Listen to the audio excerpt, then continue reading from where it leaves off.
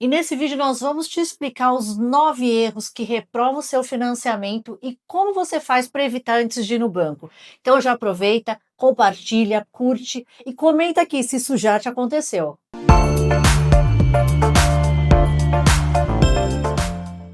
Meu nome é Dania Camini, sou advogada, especialista em financiamento imobiliário. E como todo dia eu vejo aqui cliente sendo reprovado pelo mesmo motivo, eu vim aqui te trazer uma dica de ouro e como você vai fazer para evitar. Primeiro erro, confiar na simulação.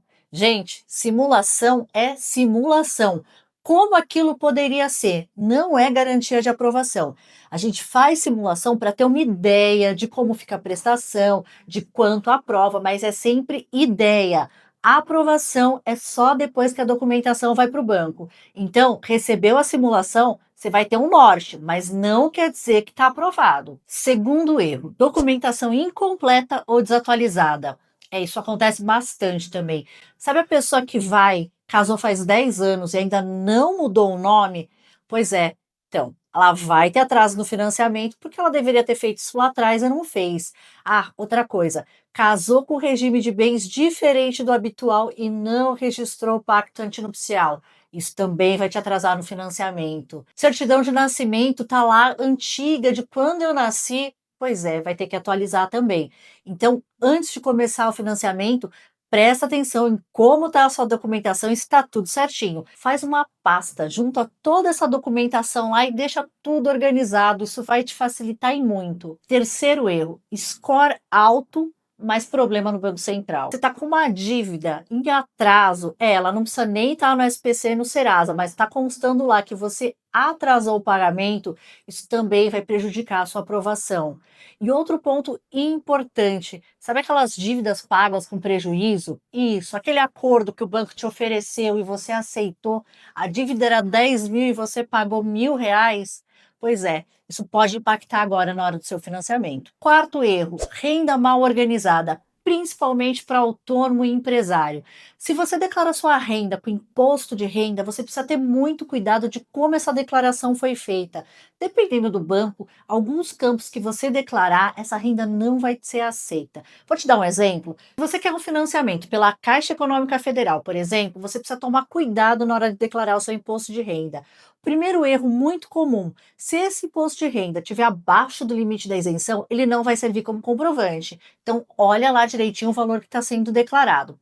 Se, por exemplo, você for declarar essa renda no campos isentos e não tributáveis, como o lucro da empresa, ela tem que estar superior a 200 mil. Se tiver 199, não vai servir. Então, presta atenção nesse ponto também. Se essa renda for declarada como recebida de pessoa física, ela não pode estar no campo outros, porque ela também não vai ser aceita. Quinto erro, comprometimento acima do limite. O banco ele pode comprometer até 30% da sua renda. Então, uma conta fácil. Vamos supor que você ganha 1.000, você pode pagar uma parcela de até R$ 300. Mas o que ele vai olhar? Ele não vai olhar só a sua renda, ele vai olhar o seu comprometimento também. Então, se você ganha 1.000, mas já tem 500 emprestado, o banco não vai financiar nada para você. Então, antes de ir ao banco, dá uma olhada lá no seu comprometimento, vai no Bacen, busca lá, vê quanto você deve e só depois você procura o banco. Sexto erro, comprar carro, móveis antes de buscar o financiamento. Como a gente já disse antes, o banco vai olhar o seu comprometimento. Então, não adianta nada você ter uma renda alta se ela estiver toda comprometida. Não adianta comprar moto, carro, antes de buscar o financiamento, principalmente se ele vai comprometer mais de 30% da sua renda. Fique esperto nisso, vai buscar o financiamento de carro depois do imóvel. Sétimo erro, imóvel com problema. A gente precisa olhar lá se a documentação está toda ok. Se aquele imóvel não tem dívida de IPTU, não tem dívida de condomínio, se for apartamento e principalmente se a matrícula está regular. Já pensou? Você está lá, achou o imóvel, vai financiar e descobre que aquele imóvel está em inventário. Sabe quanto tempo pode levar para resolver isso? Pois é, meses. Então, antes de entrar no negócio, dá uma olhadinha na documentação. Oitavo erro, FGTS que não pode ser usado. Você sabe que existem regras para a utilização do FGTS? Pois é, apesar do dinheiro ser seu, para usar ele para financiamento imobiliário, Você precisa atender alguns requisitos. O primeiro deles, o imóvel não pode estar avaliado ou ser vendido por mais de 2.250.000. Outros pontos a serem observados. Você que está usando o seu FGTS tem que ter pelo menos 36 meses de contribuição. Não precisa ser na mesma empresa, mas você vai pegar sua carteira de trabalho, olhar lá todos os seus contratos e ver se a soma de todos eles é igual ou superior a 36. Não pode ter imóvel onde você mora ou onde você reside e também não pode ter financiamento ativo. Ah, outro ponto importante: se eu estou adquirindo imóvel em São Paulo, eu preciso comprovar que eu moro ou trabalho em São Paulo ou nas regiões limítrofes. Nono erro, e uma das mais importantes: não assinar o compromisso de compra e venda com a construtora sem análise prévia do crédito. Por quê?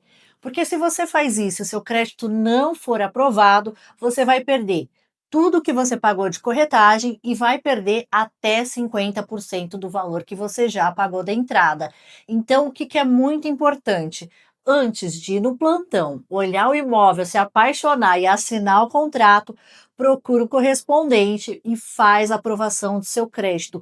Com isso também você vai ter uma melhor noção de quanto você tem aprovado e qual é o imóvel que cabe no seu bolso. E para você não cometer nenhum desses erros, já ativa o sininho, curte, compartilha, comenta, fica aqui com a gente, que a gente vai sempre trazer novas dicas.